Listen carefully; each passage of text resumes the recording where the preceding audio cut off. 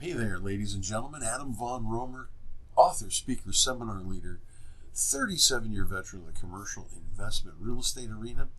And today I want to share with you the secrets, if you will, to defining a market.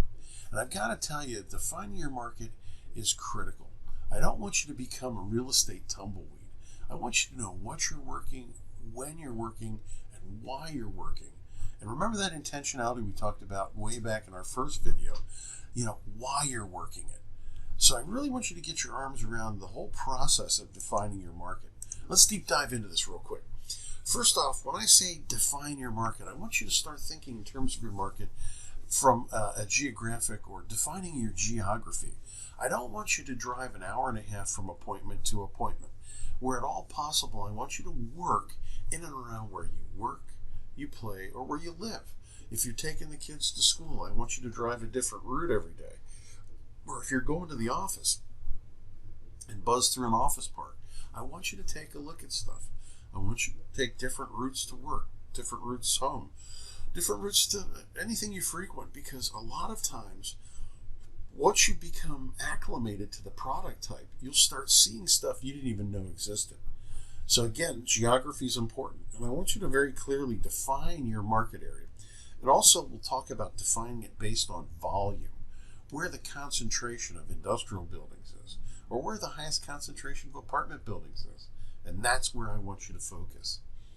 Also, we talked a little bit about this earlier, but product specialization.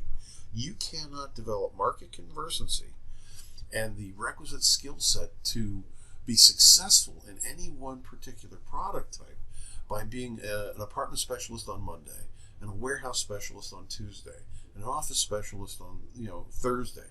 You can't hop around. You've got to really deep dive and drill into that, because there's so many different nuances, so many different things to learn, that you're going to not serve yourself well by doing that. Then brokerage by windshield, and I mentioned this earlier. Get in the car and drive.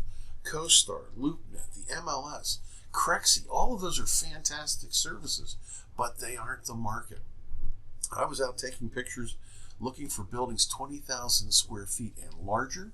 I came upon a building and I thought, why is that series of buildings not in my search? Well, it turned out that they were each 10 to 15,000 square feet, totaling 55,000 square feet, and therefore weren't in that 20,000 square foot search. Well, I went back, listed it, marketed, and sold that property for $2.5 million. So you'll never know what's going to happen unless you're out driving the market. I photograph and recommend you photograph every property in your product type in your market. Why? Develop market conversancy. Sometimes the sellers will try to play pin the tail on the broker. The other thing is it leaves clues. Sometimes you'll see a building that looks a little shaky or a little dirty. The grass is high. That's a clue. There may be something going on there. There may be an out-of-town owner. There may be, divorce or partnership dissolution. And those are all opportunities. But you can't see that from a desk. You've got to be in the marketplace. You've got to be immersed in it. Next up, ID the ultimate owner. Now, in commercial real estate, owners try to hide behind corporations, trusts, and LLCs. Well, I've got news for you. Corporations, trusts, and LLCs don't make decisions. People do.